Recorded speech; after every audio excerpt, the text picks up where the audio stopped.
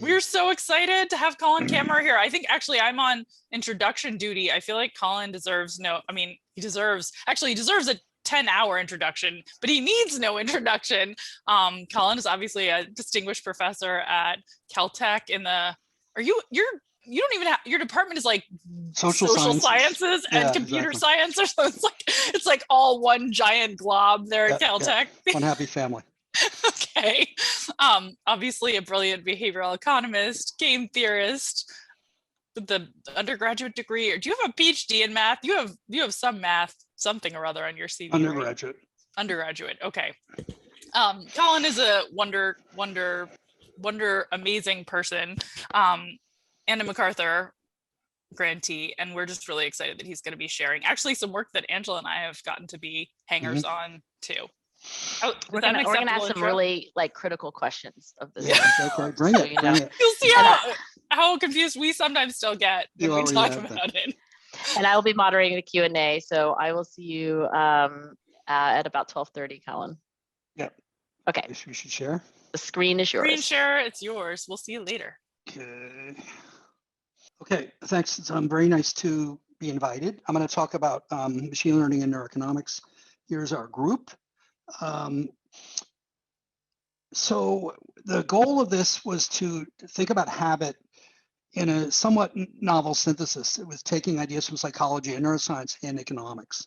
And we have two nice data sets.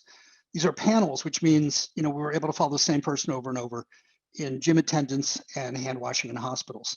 I'll say a little bit about why machine learning is useful. I'll kind of presume many of you don't know too much about it, so I'll give a simple intro.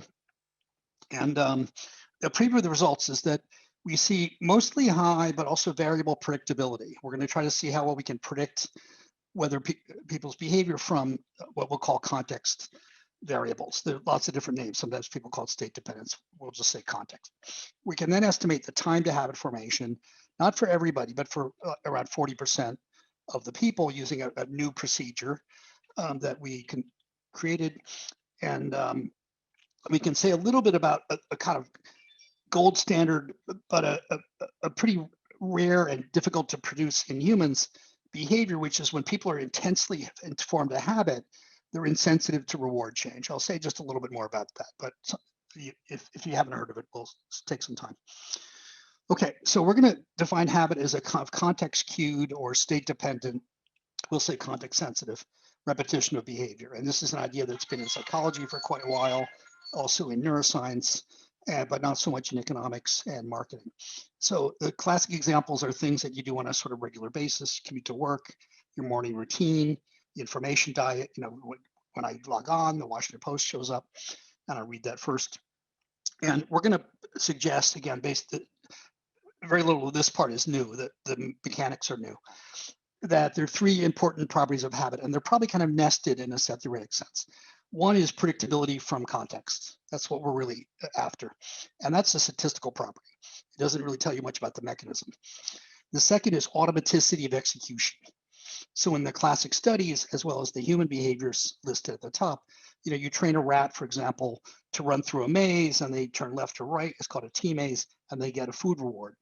And when as the rats learn, you can actually record from single neuron firing, and Grable did this in 1999, you can see that the reward signals start to dampen and dampen and dampen and dampen.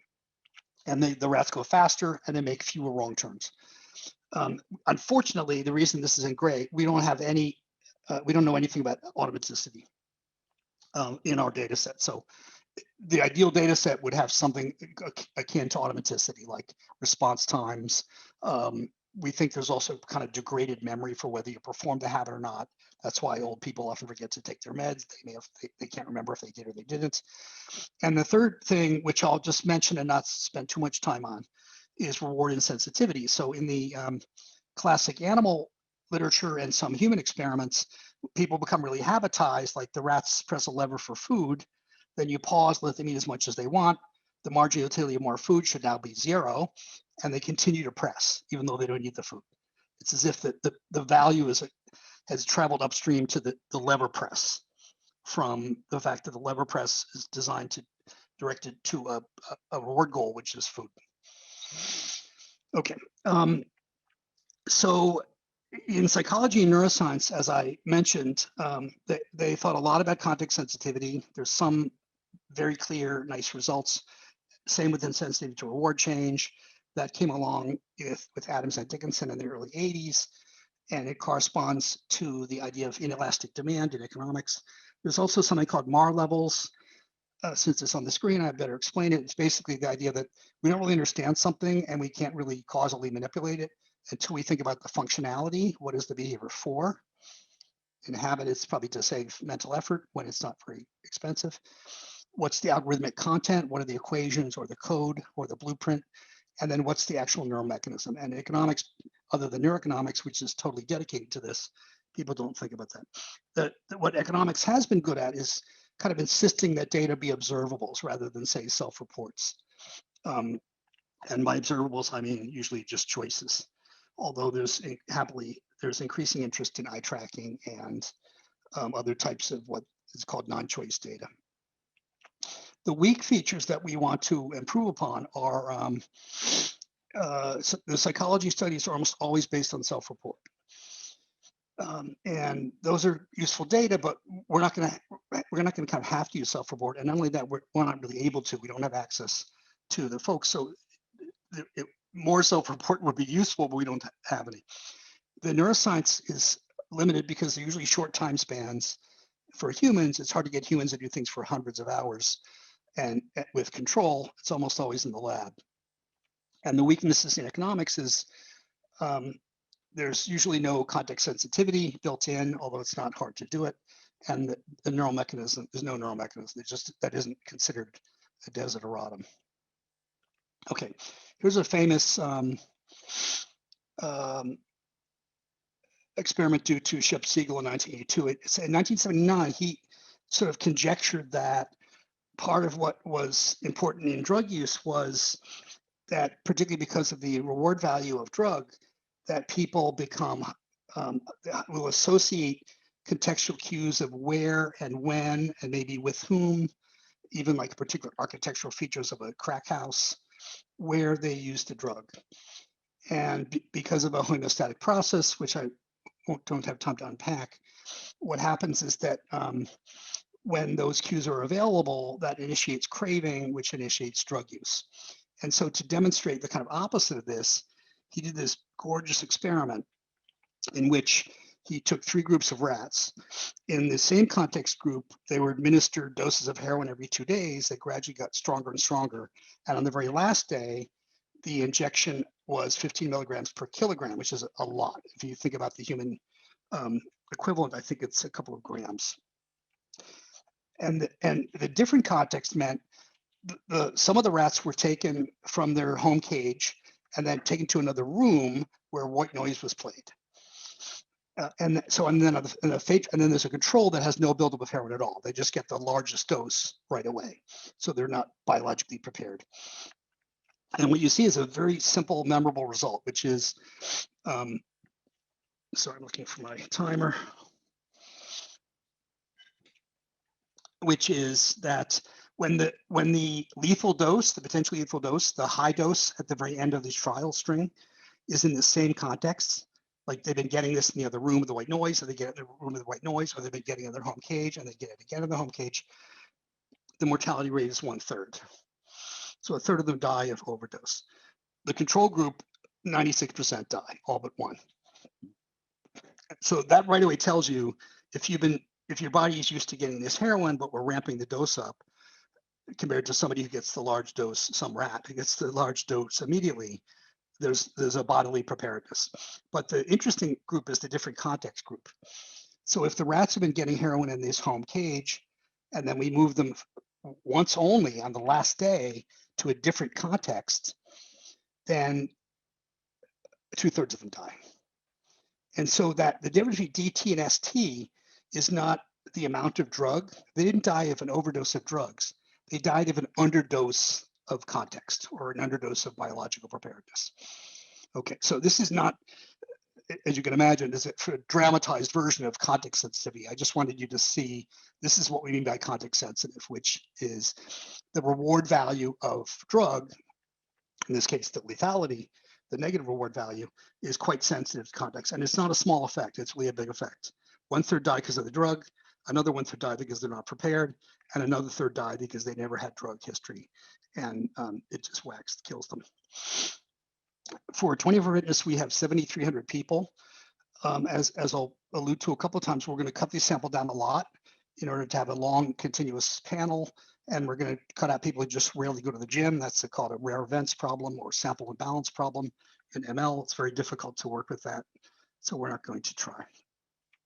The interquartile range, the middle from 25th percentile to 75th, the middle group of people go from about 1.5 years to 4 years. We know the time they arrived at the gym, although we're not going to make use of that. Again, that's a context variable that could be super interesting. There's so many different times, it's hard to do. We know some demographics, zip code. And importantly, the data start when they join the gym, right? So we're kind of presuming that they've never been to a previous gym or they've never exercised, but somehow that this particular gym is what's sometimes called like a habit disruption or a chance to initiate new habit. The hospital hand washing data was explored by Katie, Stats, and Heng-Chen Dai, and others. One publication is listed below. And the way this works is that, as you can see, that this is not actually a Proventic's person. It's just a picture I grabbed from the web. This person has a lanyard, blue and yellow, around their neck. It's got a hospital worker ID. It's got an RFID chip. And so when this person goes, they can tell that she's near the machine, and they can tell if she washed her hands or not. So we know did they have an opportunity to wash? Did they wash? This is, again, pretty good panel data. It's around 22,000 people. The interquartile range is 57 to 158 shifts. So it's, a few months to close to a year. And they enter about 18 to 36 different rooms. These are rooms with patients in them typically. And they have 2 opportunities to wash on the way in and the way out. And the one drawback here, which is just not ideal, is that they may have worked at the hospital for a long time, and we only observe their behavior after the machines are installed with this RFID chipping. Okay, so why is machine learning useful? I'm going to talk about, a starter machine learning. This is like machine learning light. It's called LASSO, Least Absolute Shrinkage and Selection Operator. And this is just logistic regression, because the gym attendance data we're just going to treat as 0 to 1. Very few people go more than once a day. And hand washing is just 0 to 1. You enter a hospital room, you enter, did you wash? 0 or 1, did you exit, did you wash? And LASSO, I'll show you a little bit of math before, but what you need to know is that the LASSO is just going to run a straight logic regression, except it's going to add on to the residuals. It's going to add on a penalty, a beta, a lambda, which is a penalty term, times the absolute value of the beta coefficients. And the idea is we're going to train the LASSO on 85% of the data, and then fix the variables and predict the next 15%. And the reason this is useful is we're going to put a lot of variables on the right-hand side. Like if you take Statistics 101 and you saw our model, it's like, oh my God, you can't possibly make sense of all those variables. But LASSO is going to penalize variables that have a high beta, but do not contribute much to fit. It's almost like it's trying to screen out the dubious false positives. So we're going to start with a large list of, say, 34 context features for the gym. And the LASSO is going to, when it estimates for a particular individual, it's going to fix a lot of them to 0. That's just what it does. So out of the 34, we're going to find out that for each individual, there may be 6 or 7 variables that are predictive of what they do. And we can look at whether those are different across people. I mean, it would be interesting if they do. If they're very similar across people, that tells you there's a lot of homogeneity in the context. And very little is known about this kind of thing at these large scale samples. Okay, this is a typical logic regression. The idea is that there's a vector of context variables called S sub t for state variable times a vector of coefficients we'll call B1. That's a vector. That's a bunch of different betas. That's the traditional logit.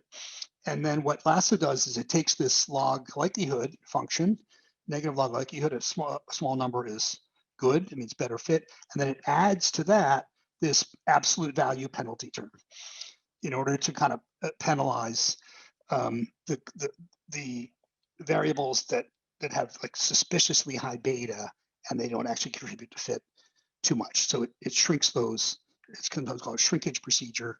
And there are lots of machine learning procedures that work in a similar way, like ridge regression is an old one that also do shrinkage. And importantly, if you're new to machine learning, we're not trying to get the right beta. In fact, we know the betas are going to be misestimated because they're going to be shrunk towards 0. So the true beta might be 0.12, and the lasso is going to give a best fitting beta because of the penalty, which is 0.09. So we're getting biased estimates, biased towards 0.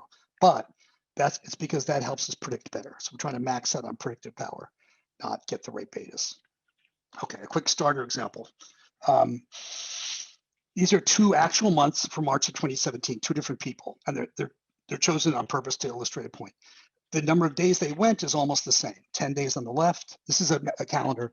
The salmon picture is a day they went. Gray, they did not go. So they both went similar numbers of days, 10 and 9.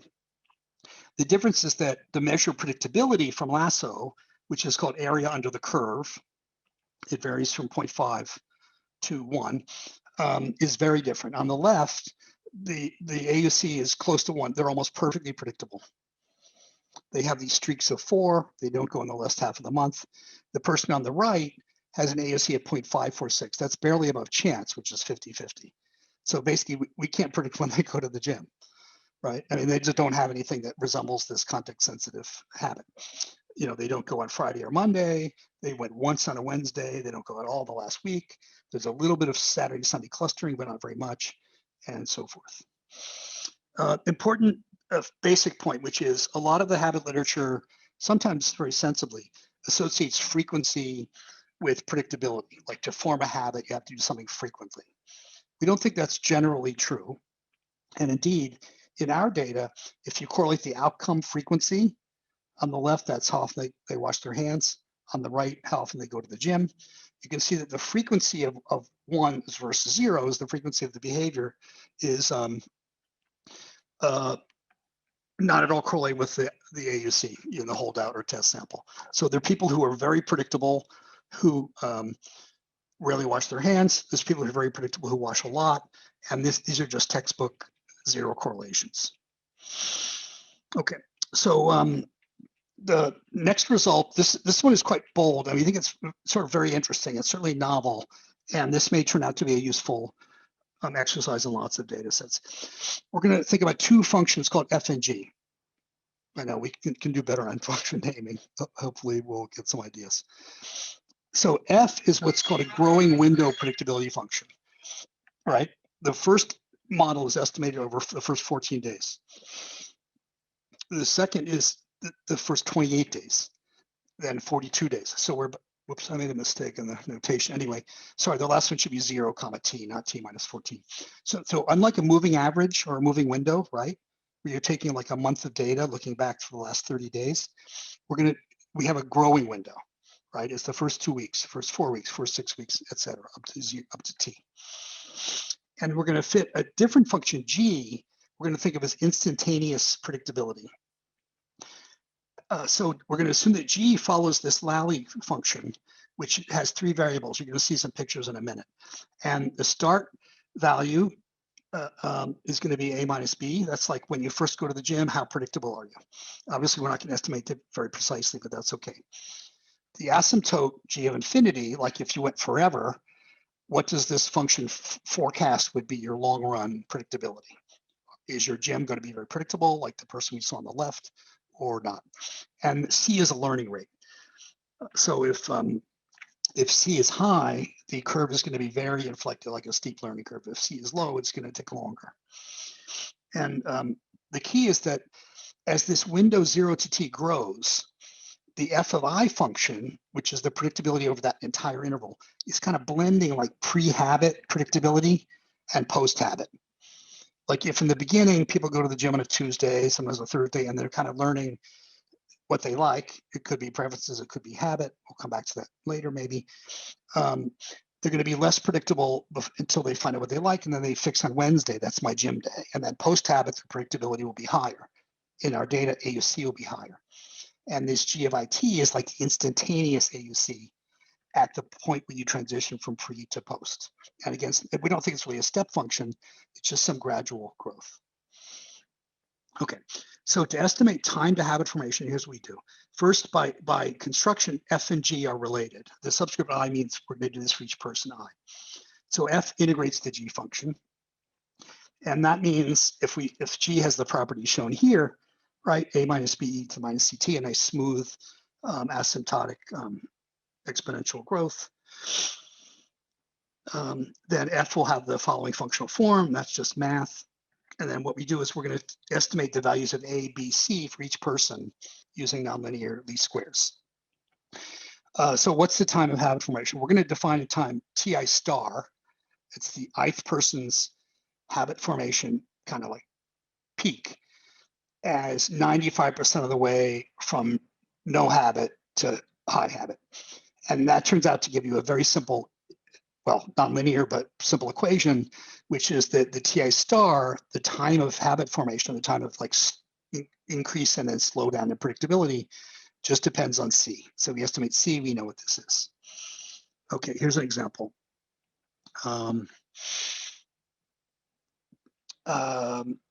This is one person. And again, only a minority of these fit well. Some just look flat and they're all over the place. We can't say anything about them.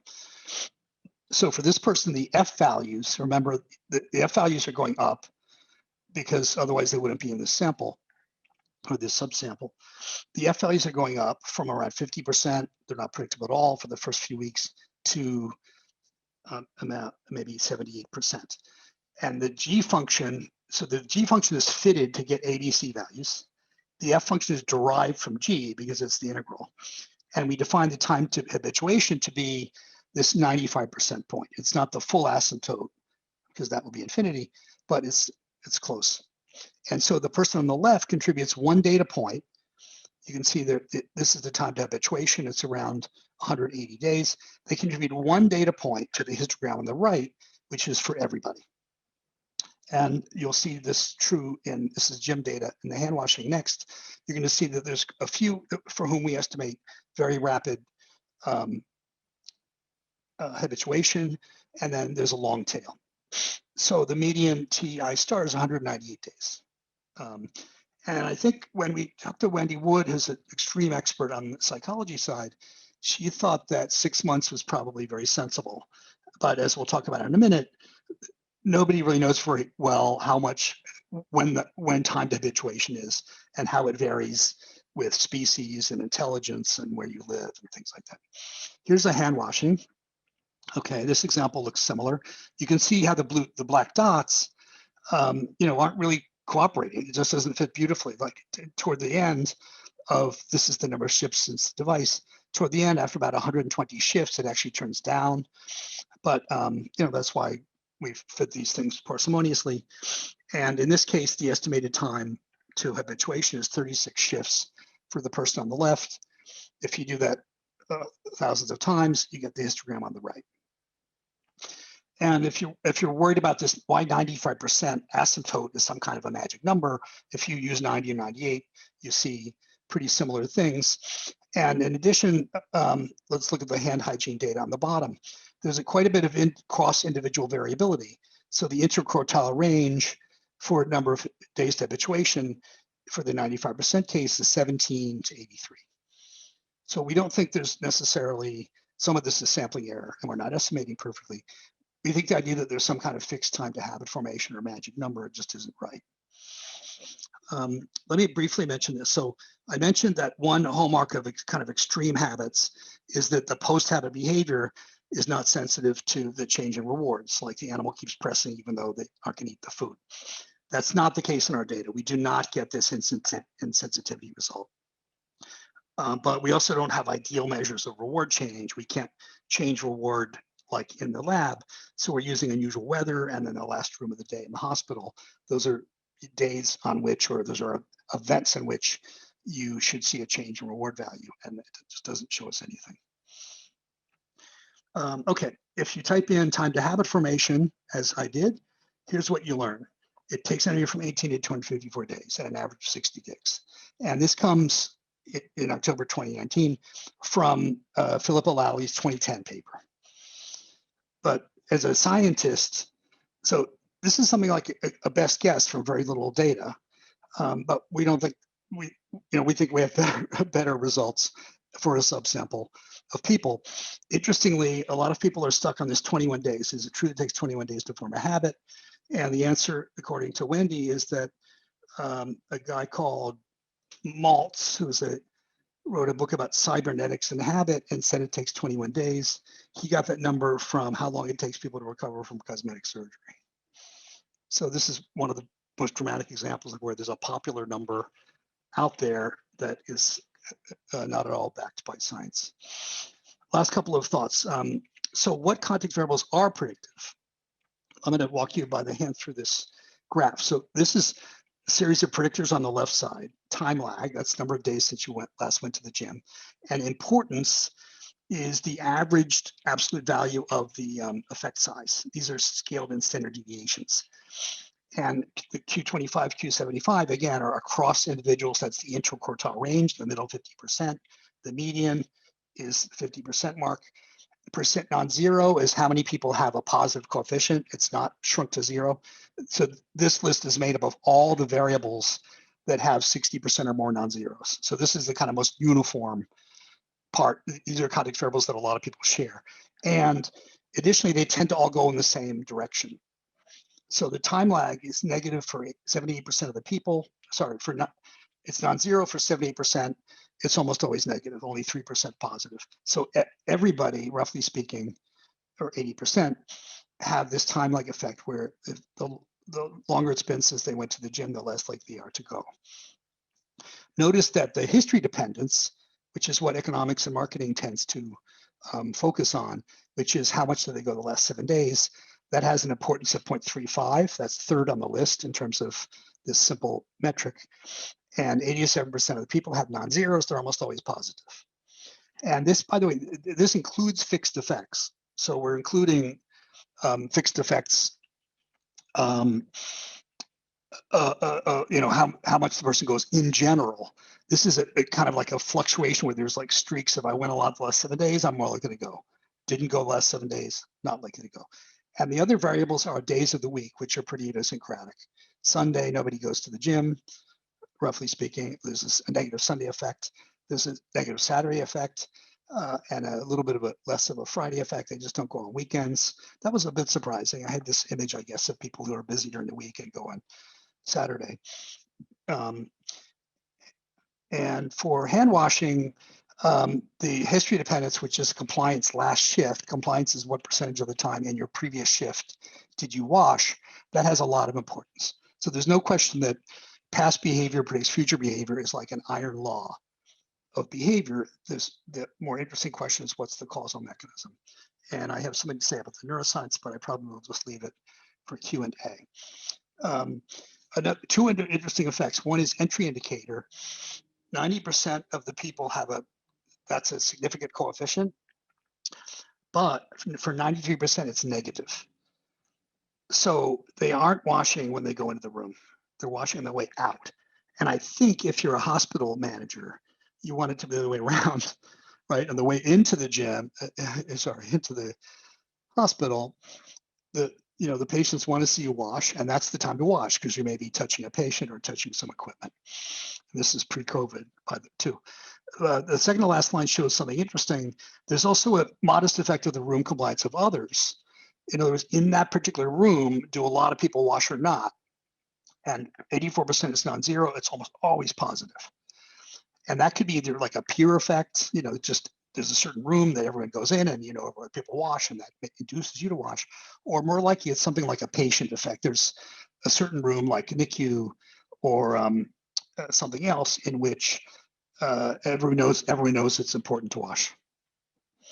Okay, takeaways and caveats. We just mentioned a way to use machine learning to find out what predictive context variables are. We estimate time to habit.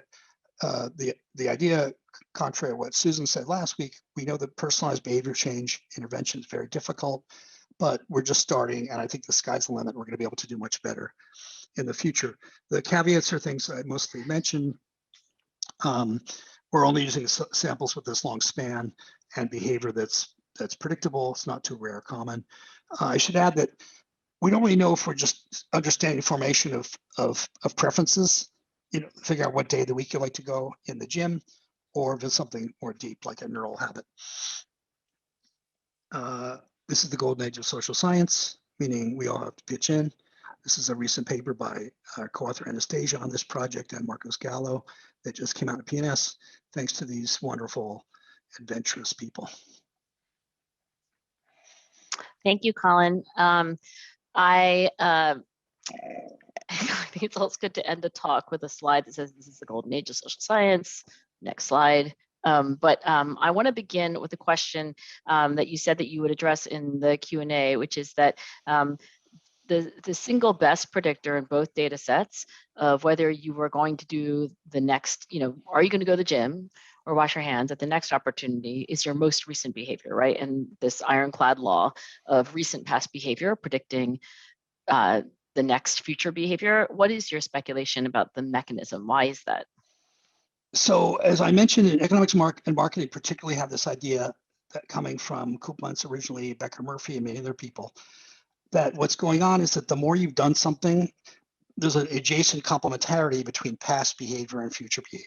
Complementarity is a term from consumer theory that says if you buy a lot of hot dog buns, you should buy hot dogs and vice versa. And so adjacent complementarity means there's a complementarity in time between yesterday and today. And we don't think it's the right explanation. The statistical fact is unquestionably true, that past behavior is a good and often the best, in our case, it's number 1 or number 3, predictor of future behavior. And what we think is going on instead, what the habit is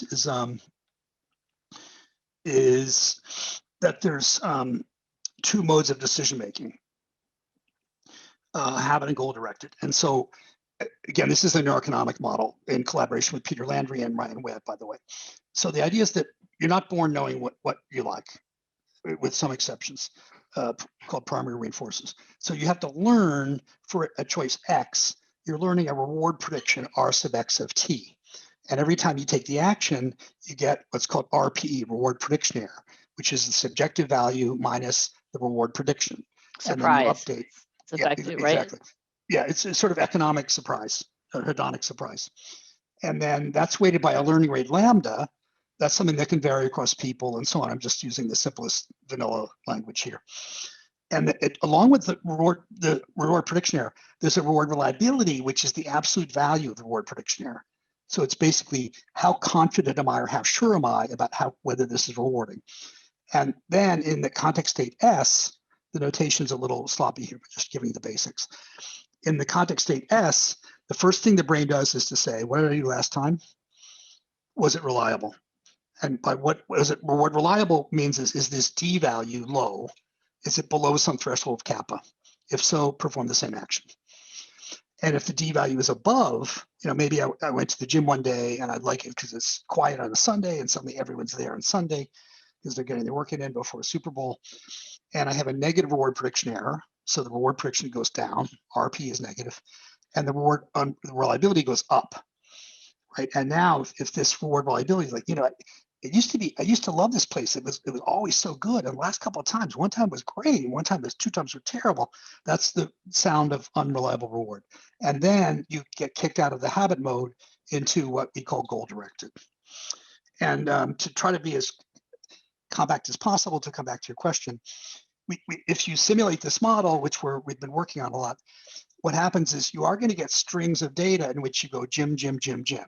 And gym attendance is a function of previous gym attendance. But that's only when D is low. Because when D is low, you're going to do the same thing over and over. If D is not low, you're not necessarily going to do the same thing over and over.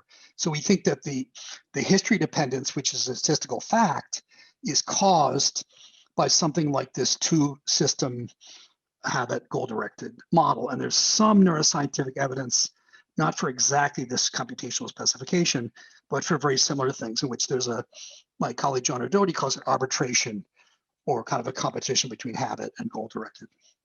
Right, reliably good, right, also, right? So you weren't surprised and it was good, not like, oh, it sucked again. I guess I'll go again. Yeah. Right. Okay, got it, great.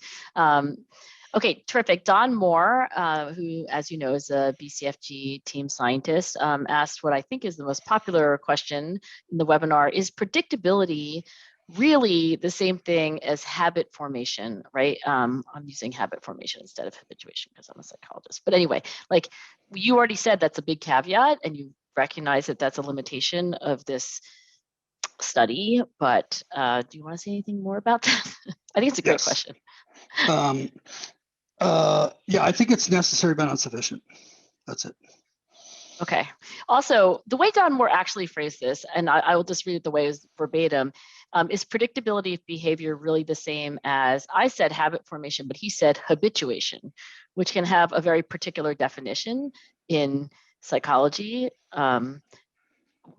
which may or may not be the same thing as habit formation, but I believe habituation is insensitivity to, I mean, there's a lot of overlap there, but like habituation to like a rewarding stimulus where like you no longer find it as rewarding, which has or sensory habituation, right? Yeah, but it doesn't necessarily entail a behavior, which is why I said habit formation. Correct. Yeah, okay, so anyway, that's more like my answer to Don Moore. like Don, that's why I rephrased that question, but I think I got both answers, which is good.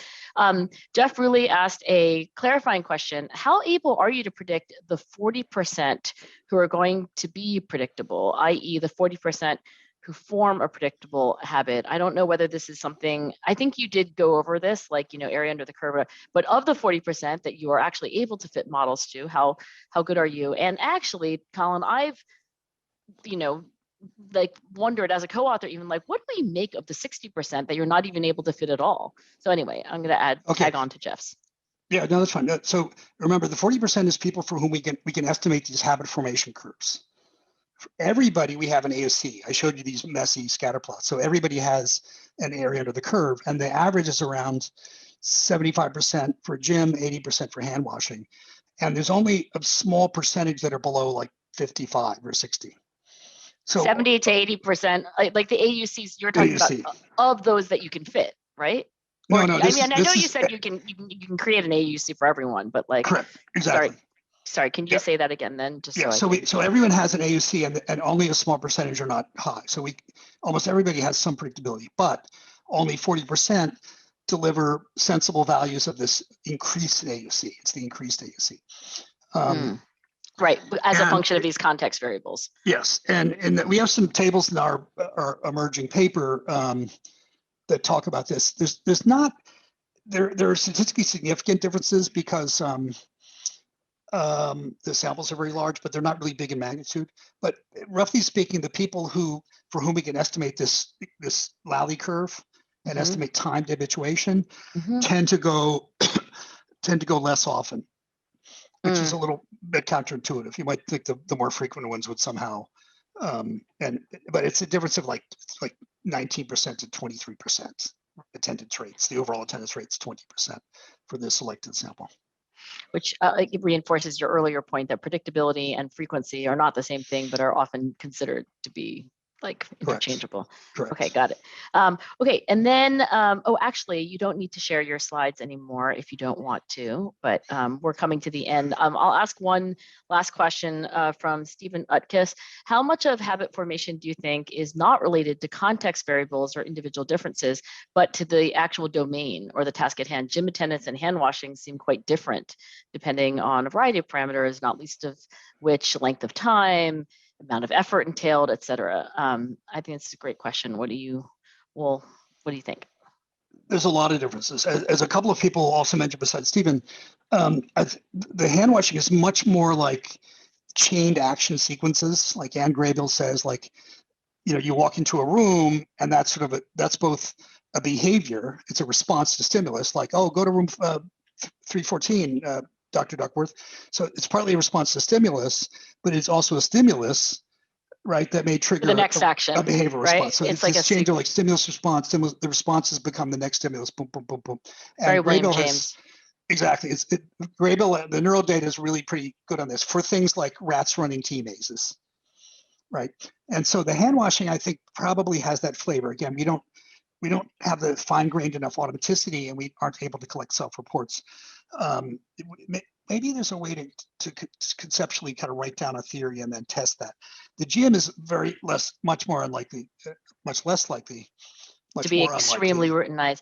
Katie, I know you're on camera sequences. because it's the end, but can we just ask Wendy Wood's you can't not ask Wendy Wood's question. Okay, Wendy Wood, the queen of habit. In a lot of the habit research, the effects of context are evaluated when cues change.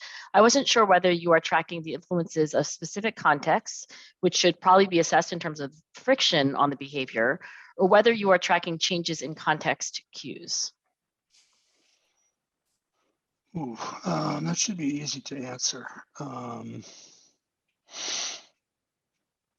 We basically are not, in the data I presented, the analysis I presented, we're not tracking changes in context.